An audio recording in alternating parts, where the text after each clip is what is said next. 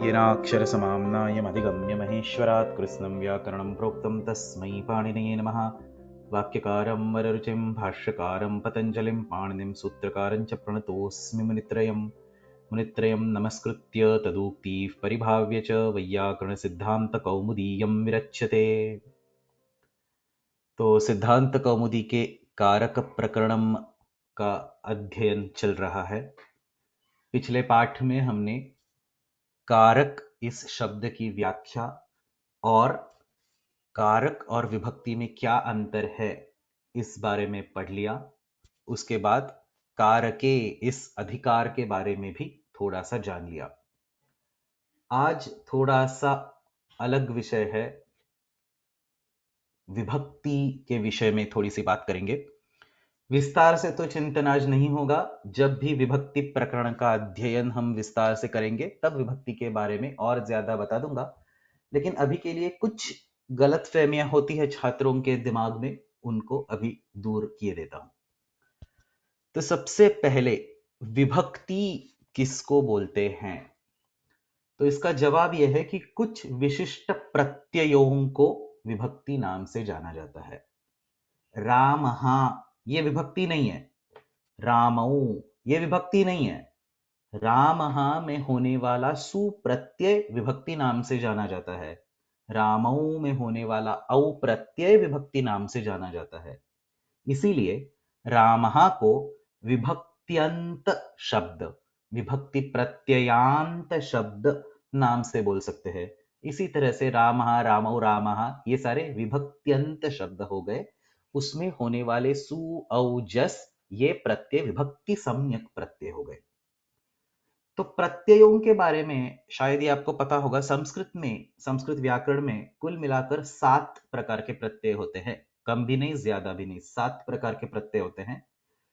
तीसरे अध्याय में शुरू में सनादि प्रत्यय पढ़ाए गए हैं, उसके बाद में विकर्ण प्रत्यय पढ़ाए गए हैं, उसके बाद में कृत प्रत्यय पढ़ाए गए हैं और अंत में तिंग प्रत्यय पढ़ाए गए हैं। तो ये 4 प्रकार के प्रत्यय तीसरे अध्याय में पढ़ाए गए हैं। चौथे और पांचवें अध्याय में मिलकर पहले सुप प्रत्यय, बाद में स्त्री प्रत्यय और उसके बाद में तद्धित प्रत्यय। तो ये 3 प्रकार के प्रत्यय कुल मिलाकर हो गए 7 प्रकार के प्रत्यय। इन 7 प्रकार के प्रत्ययों में से सारे के सारे सुप 21 सुप प्रत्यय और सारे के सारे तिंग 18 तिंग प्रत्यय और कुछ लगभग 20 तद्धित प्रत्यय, इन सबकी विभक्ति संज्ञा संस्कृत व्याकरण में की गई है। फिर से एक बार बोलता हूं, सारे के सारे 21 सुप्रत्यय, सारे के सारे 18 तिंग प्रत्यय, इन दोनों की सुप प्रत्ययों की और तिंग प्रत्ययों की विभक्ति संज्ञा विभक्तिश्च, पहले अध्याय के चौथे पाद के अंत में यह सूत्र आ जाता है, सुपहा विभक्तिश्च। विभक्तिश्च इस सूत्र से सारे के सारे 21 सुप प्रत्यय और 18 तिंग प्रत्यय विभक्ति सम्यक बन जाते हैं। और बाद में तद्धित प्रकरण में 5वें अध्याय के तीसरे पाद का पहला सूत्र प्राग्दिशो विभक्ति ही, इस सूत्र से प्राग्दिशीय अधिकार में आने वाले लगभग 19-20 तद्धित प्रत्ययों की भी विभक्ति संज्ञा की जाती है। अब इस वक्त कारक प्रकरण का अध्ययन चल रहा है, इसलिए इस वक्त हम सिर्फ सुप प्रत्ययों की जो विभक्ति संज्ञा हो रही है उसी पे ध्यान देंगे। तिंग प्रत्यय और तद्धित प्रत्ययों को थोड़ा साइड में रख लेंगे। तो ये 21 सुप प्रत्यय है, 21 के 21 सुप प्रत्यय एक ही सूत्र से दिए जाते हैं, स्वौजस समौचस, सारे लोगों को पता होगा। यह सूत्र न्याप प्रातिपदिकात इस अधिकार में आ जाता है। तो प्रातिपदिक से ये 21 प्रत्यय हो जाते हैं। प्रायेण सारे प्रातिपदिकों से 21 प्रत्यय हो जाएंगे, थोड़े से अपवाद है वहां, कुछ शब्दों से सिर्फ एक वचन के प्रत्यय होंगे, कुछ शब्दों से सिर्फ द्विवचन के, ये एक दो अपवाद थोड़े से छोड़ लिए तो सारे के सारे प्रत्यय सारे के सारे प्रातिपदिकों से हो जाते हैं। इन सब की सिद्धि हमने नाम प्रकरण में, आपने पढ़ा होगा नाम प्रकरण, सुबंत प्रकरण, उसमें इन सब की सिद्धि हमने देख ली। राम शब्द से सुप्रत्यय आने के बाद क्या प्रक्रिया होती है, औ प्रत्यय आने के बाद क्या प्रक्रिया होती है। तो ये जो 21 प्रत्यय है, इनके सामान्य रूप से व्याकरण शास्त्र में तीन तीन के समूह ग्रुप किए जाते हैं, फिर उनको नाम दिया जाता है। प्रथमा, द्वितीया, तृतीया, चतुर्थी, पंचमी, षष्ठी और सप्तमी। तो ये जो प्रथमा से लेके सप्तमी तक है, हर एक संज्ञा तीन तीन प्रत्ययों के समूह को दी जाती है। सु औजस इसको प्रथमा बोलेंगे, औक्षस इसको द्वितीया बोलेंगे। इस तरह से सप्तमी तक विधान किया जाएगा। पाणिनि ने अष्टाध्यायी में व्याख्या इनकी नहीं की है, फिर भी अष्टाध्यायी में इनका प्रयोग होता है। पूर्वाचार्यों ने, पाणिनि के पहले विद्यमान जो आचार्य थे, जो उनके व्याकरण थे, उन्होंने इन संज्ञाओं का इस्तेमाल किया, उन्होंने इन संज्ञाओं की व्याख्या की। पाणिनि के समय पे ये सारी संज्ञाएं बहुत ही प्रचलित थी, इसलिए इन संज्ञाओं की पाणिनि ने व्याख्या नहीं की, उनका सीधे के सीधे सूत्रों में इस्तेमाल कर दिया। उनकी व्याख्या अष्टाध्यायी में नहीं मिलती, परंतु ये सारी फिर भी संज्ञाएं ही है, इनकी व्याख्या पूर्वाचार्यों से हम ले लेते हैं। तो तीन तीन के जो समूह हैं उनको प्रथमा, फिर द्वितीया, फिर तृतीया ऐसे नाम दे देंगे। और हर समूह में, हर ग्रुप में जो तीन तीन प्रत्यय हैं, उनके फिर एक वचन, द्विवचन, बहुवचन ये नाम दे देंगे। तो प्रथमा विभक्ति के जो तीन प्रत्यय हो गए वो एक वचन, द्विवचन, बहुवचन। द्वितीया के भी एक वचन, द्विवचन, बहुवचन। इस प्रकार से 21 सुप प्रत्ययों की फिर अलग अलग आइडेंटिटी हो गई। प्रथमा द्विवचन बोले तो सिर्फ औ प्रत्यय आएगा, पंचमी बहुवचन बोले तो सिर्फ भ्यस प्रत्यय आएगा। इस तरह से हर प्रत्यय की अपनी अपनी अलग यूनिक संज्ञा हो गई। अब आगे ये सोचना है कि ये जो 21 प्रत्यय सुबंत प्रकरण में हमने पढ़ लिए, तो उस समय सिर्फ हमने रूप सिद्धि देख ली, सिर्फ हमने उन प्रत्ययों से पद का निर्माण कैसे होता है, प्रक्रिया क्या होती है, ये देख लिया। वहां उन प्रत्ययों के अर्थ के बारे में कुछ भी किसी ने भी नहीं बोला। तो ये सारे 21 के 21 सुप प्रत्यय जो प्रातिपदिक से जुड़े जाते हैं, वो किस अर्थ में होते हैं, यह अभी हमारे सामने सवाल आ गया। जैसे कि णवुल प्रत्यय है, वो कर्तृर्थ में हो जाता है। पाचक, पच धन णवुल, पाचक, तो कर्ता, पचन क्रिया का कर्ता, इस अर्थ में पाचक शब्द का इस्तेमाल होता है। ल्युट प्रत्यय भाव में उसका उपयोग होता है। लेखनम, पठनम, हसनम, क्रीडनम, ये सारे भाववाचक शब्द है। क्त प्रत्यय का कर्म में प्रयोग होता है। पठितः, पाठः।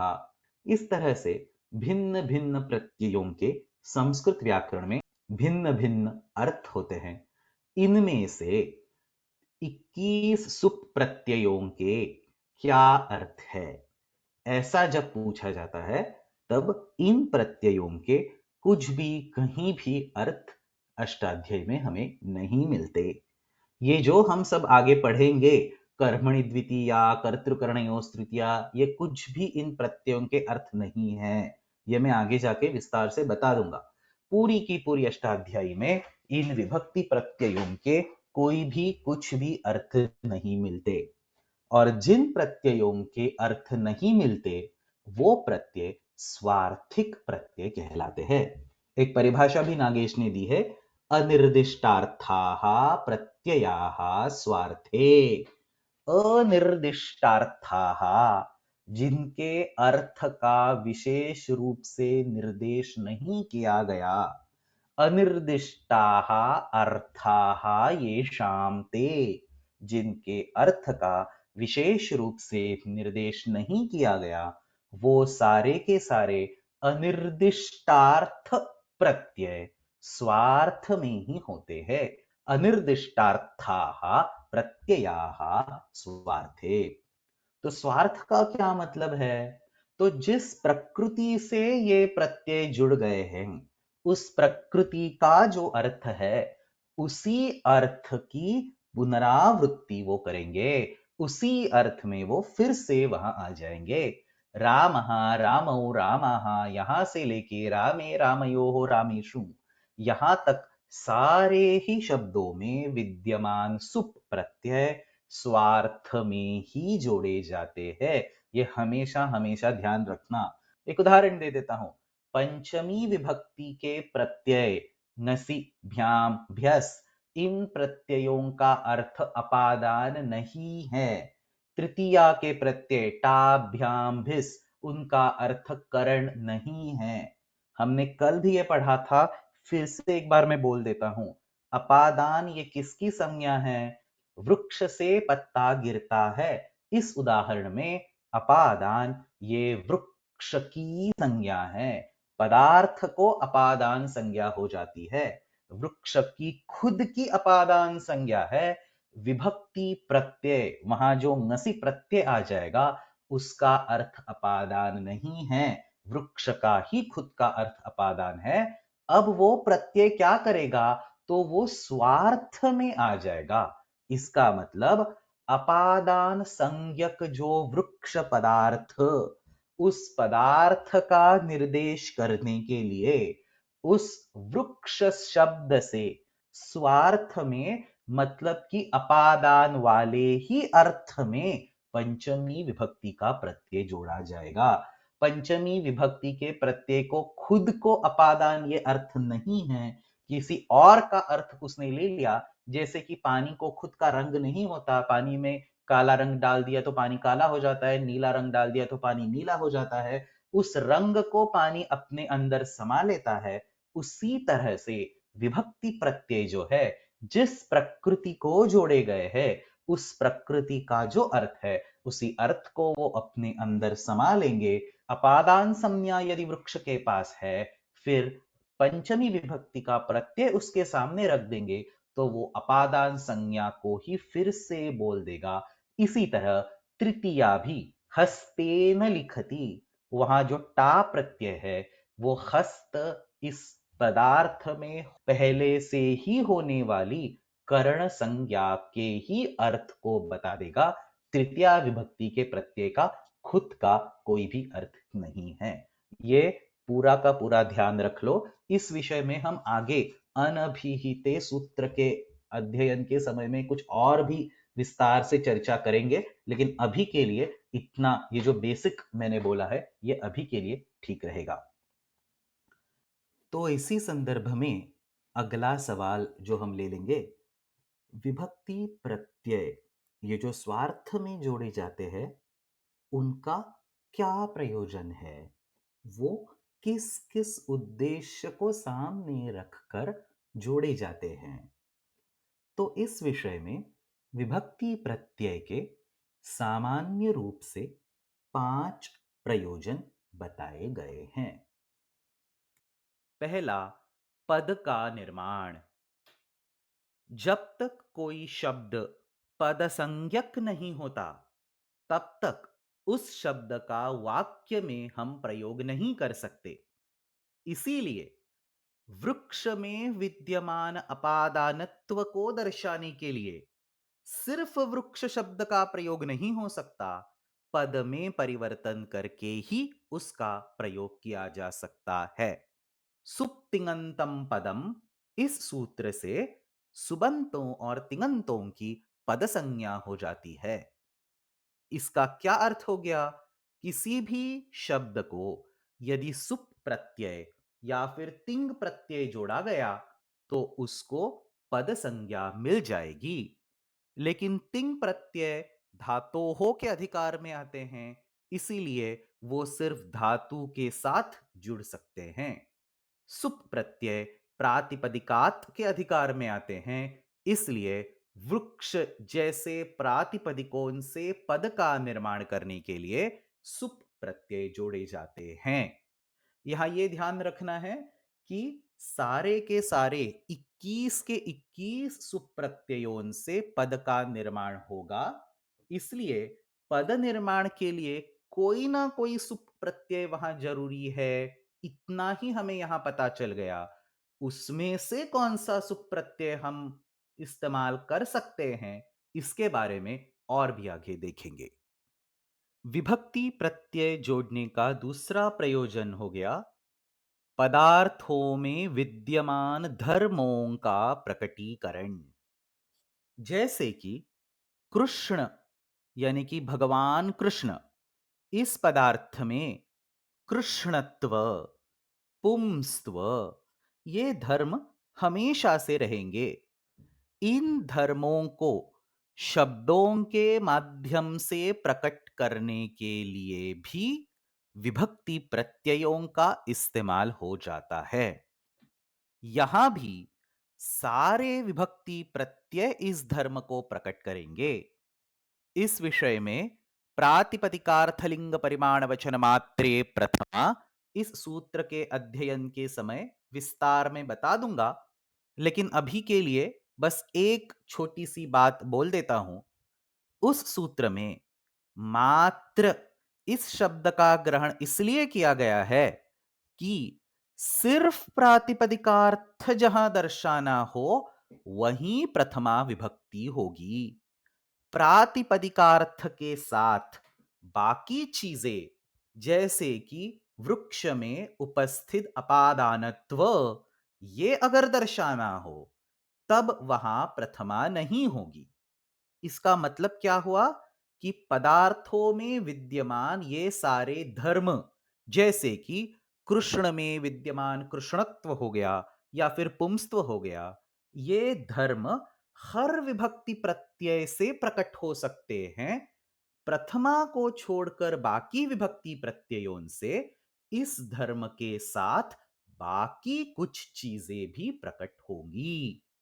इस तरह से पदार्थों में विद्यमान धर्म को प्रकट करने के लिए सारे विभक्ति प्रत्यय इस्तेमाल हो जाते हैं। विभक्ति प्रत्यय लगाने का तीसरा प्रयोजन है संख्या का निर्देश करना।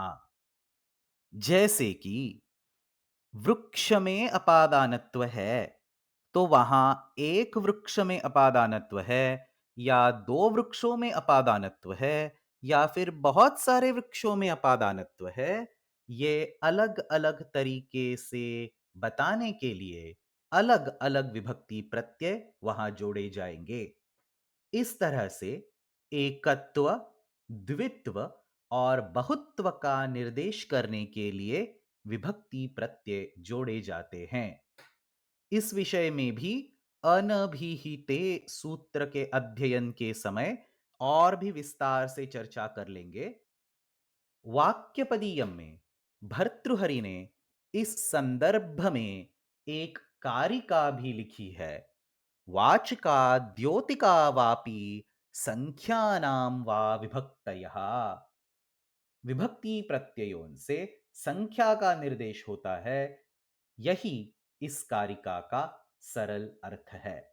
इस तरह से सारे विभक्ति प्रत्यय किसी ना किसी संख्या का निर्देश करेंगे।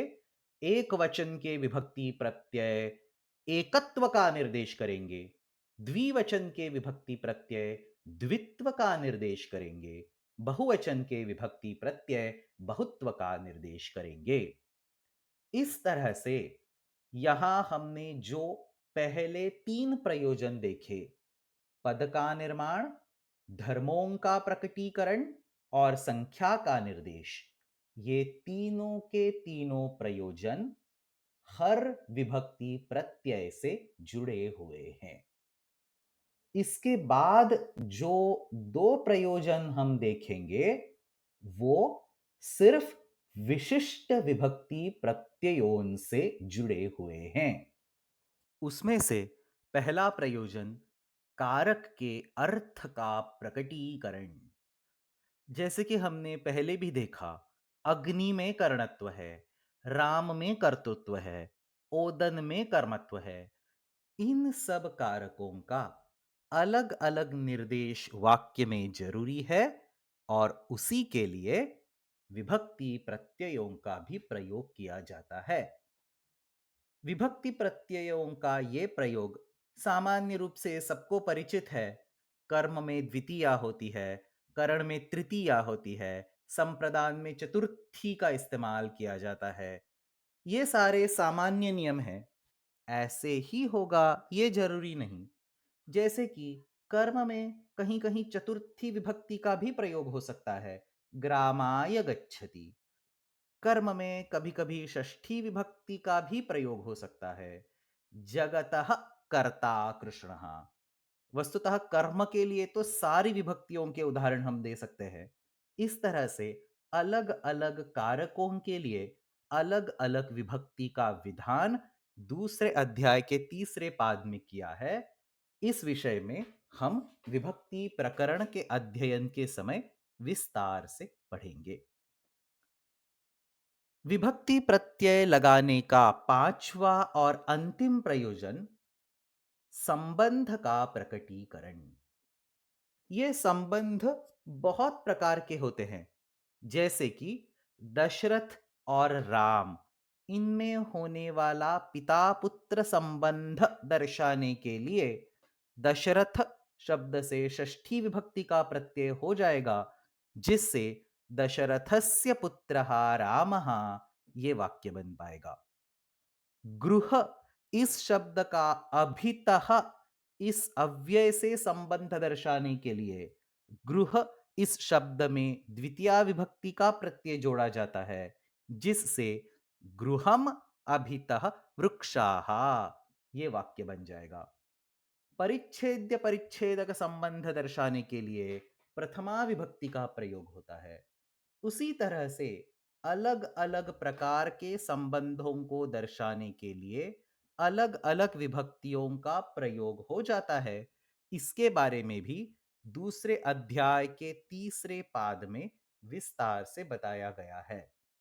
उपपद विभक्ति, कर्म प्रवचनीय विभक्ति, शेष षष्ठी, ये सारे नाम आपने पढ़े होंगे। फिर से आगे विभक्ति प्रकरण के अध्ययन के समय विस्तार से पढ़ेंगे, लेकिन ये सारे संबंध को प्रकट करने के प्रकार है।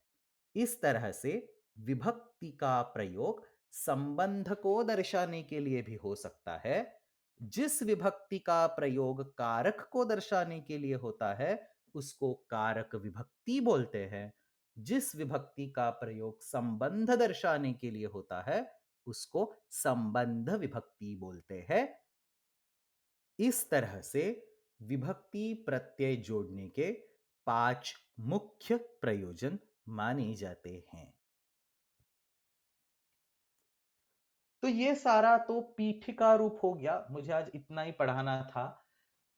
तो अष्टाध्यायी में कल के क्लास में जैसे हमने देख लिया कि कारक प्रकरणम पहले अध्याय के चौथे पाद में पूरा का पूरा समाया गया है, उसी तरह से विभक्ति प्रकरणम दूसरे अध्याय के तीसरे पाद में डाला गया है। दूसरे अध्याय का पूरा तीसरा पाद पहले सूत्र से लेकर अंतिम सूत्र तक सारे के सारे सूत्र इस पाद में विभक्ति प्रकरण के सूत्र है। यहां इस चार्ट में हमने उनको भी क्रम से दिखाया है। प्रथमा विभक्ति के 2 सूत्र है, द्वितीय विभक्ति के 10 सूत्र है, तृतीय विभक्ति के 15 सूत्र है, चतुर्थी विभक्ति के 7 सूत्र है, पंचमी विभक्ति के 12 सूत्र है, षष्ठी विभक्ति के सबसे ज्यादा 30 सूत्र है और फिर सप्तमी विभक्ति के फिर से 11 सूत्र है। ये सारे के सारे सूत्र अनभिहिते इस अधिकार में पढ़ाए गए हैं।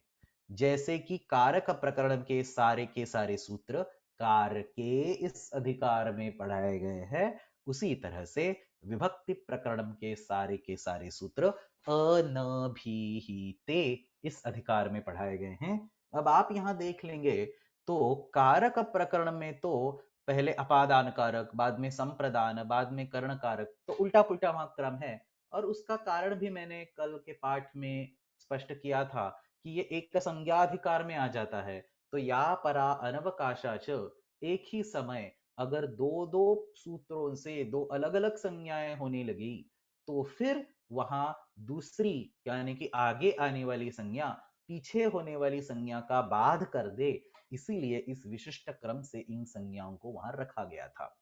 तो विभक्ति प्रकरण में तो वैसा है नहीं।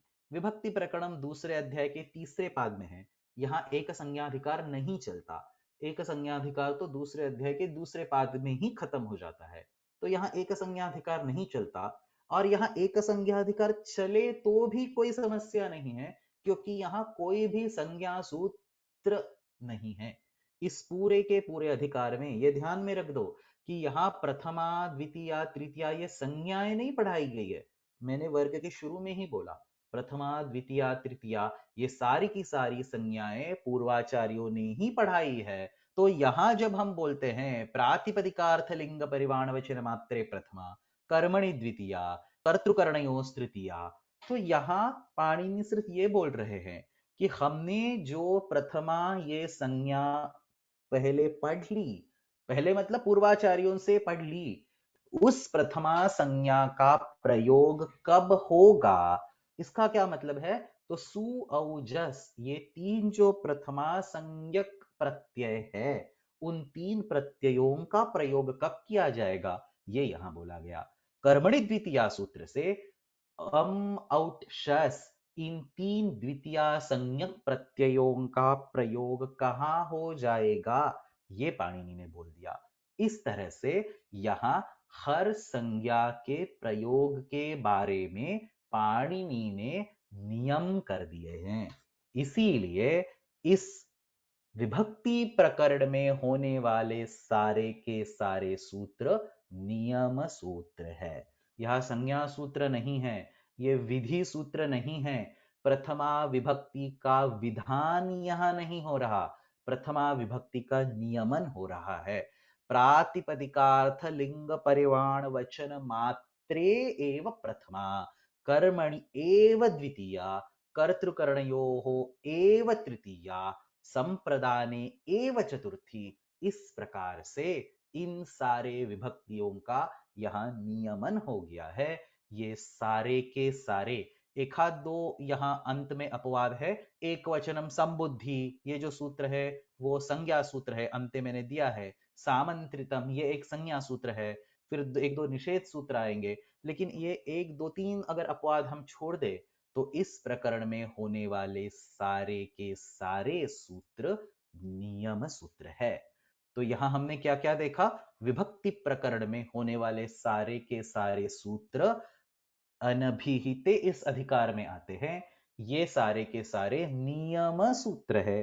प्रातिपदिकार्थे एव प्रथमा कर्मणि एव द्वितीया कर्तृकर्णयोः एव तृतीया, इस तरह से ये सारे के सारे नियम सूत्र है। अब यहाँ चार्ट में अगर आप देख ले तो यहाँ बीच बीच में कुछ जो सूत्र है वो थोड़े से हरे रंग से मैंने दर्शाए हैं। तो ये सारे जो सूत्र है उनमें से कारक में विभक्ति का विधान हो जाता है। जैसे कि पहले हम देख चुके हैं, विभक्ति से या तो कारक का निर्देश हो सकता है या फिर संबंध का निर्देश हो सकता है। तो यहां हरे रंग में दिखाए गए सूत्र कारक विभक्ति के सूत्र है, इनसे कारक का निर्देश हो जाता है। तो यहां आप देख सकते हैं ये कर्मणि द्वितीया में कारक द्वितीया है, और ये जो बाकी सारी सफेद रंग में रखी गई है वो सारी संबंध विभक्ति है। तो संबंध विभक्ति में आगे अलग अलग छोटे छोटे उपविभाग हो जाएंगे। उपपद विभक्ति है, उसमें भी सती सप्तमी निर्धारण सप्तमी ये छोटे छोटे भेद है। उपपद षष्ठी है, शेष षष्ठी जो संबंध दर्शाती है वो है। उपपद पंचमी है, कर्म प्रवचनीय पंचमी है। तो ये सारे संबंध के छोटे छोटे भाग हो गए। तो मुख्य रूप से दो भेद, एक तो कारक विभक्ति जो कि हरे रंग में दर्शाई है, और दूसरे है संबंध विभक्ति जो कि सफेद रंग में दर्शाई है। और उसमें वो जो ये तीसरा कॉलम है उसमें ज्यादा स्पष्टीकरण दे दिया है कि उपपद विभक्ति है, कर्म प्रवचनी विभक्ति है या शेष विभक्ति है, ये सारा यहाँ निर्देश कर दिया है। तो इस तरह से कारक और विभक्ति में होने वाले अंतर को कल के और आज के क्लास में मिलकर हमने ढंग से देख लिया। कारक ये पदार्थों में आ जाता है, वृक्ष में अपादानत्व आ जाएगा। वो जो शक्ति है उसको कारक कहते हैं, या फिर शक्ति शक्ति मत में होने वाले अभेद को मानकर वो राम को ही नहीं तो ओदन को ही अलग अलग कारक संज्ञा दी जाएगी। ये कारक क्रिया के साथ ही अन्वय करते हैं। क्रियाद्वयी कारकम क्रियाजनकम कारकम ये सब कल के पाठ में देख लिया। आज के पाठ में विभक्ति ये प्रत्ययों की संज्ञा है। विभक्ति प्रत्यय हमेशा स्वार्थ में ही होते हैं, अनिर्दिष्टार्थाः प्रत्ययाः स्वार्थे। तो ये स्वार्थ में होने वाले विभक्ति प्रत्यय पद निर्माण करने के लिए इस्तेमाल हो जाते हैं, पदार्थों के धर्म को प्रकट करने के लिए इस्तेमाल हो जाते हैं, संख्या के निर्देश के लिए इस्तेमाल हो जाते हैं, कारक का प्रकटीकरण करने के लिए इस्तेमाल हो जाते हैं और संबंध को दर्शाने के लिए इस्तेमाल हो जाते हैं। उनमें से पहले तीन प्रकार में सारे के सारे विभक्ति प्रत्यय इस्तेमाल होते हैं। चौथे और पांचवें प्रकार में सिर्फ कुछ विभक्ति प्रत्ययों का कुछ विशेष जगहों पर ही उपयोग होता है। जिन विभक्ति प्रत्ययों का कारक के निर्देश के लिए उपयोग होता है उनको कारक विभक्ति बोलते हैं। जिन विभक्ति प्रत्ययों का संबंध दर्शाने के लिए इस्तेमाल होता है उनको संबंध विभक्ति बोलते हैं। तो ये सारी पीठिका हो गई। अब हम अगले पाठ में क्या करेंगे, तो ये पहला जो सूत्र है अनभिहिते, उसके बारे में थोड़ा सा पढ़ लेंगे। विभक्ति के प्रयोजन के बारे में उस समय थोड़ा और जान लेंगे। फिर उसके बाद जैसा मैंने पिछले क्लास में बोला कि कारक और विभक्ति का अलग अलग अध्ययन करना ही शास्त्राध्ययन के लिए उचित है, तो हम कारक का सारा अध्ययन कर लेंगे। उसके बाद हम एक एक करके विभक्ति का अध्ययन कर लेंगे।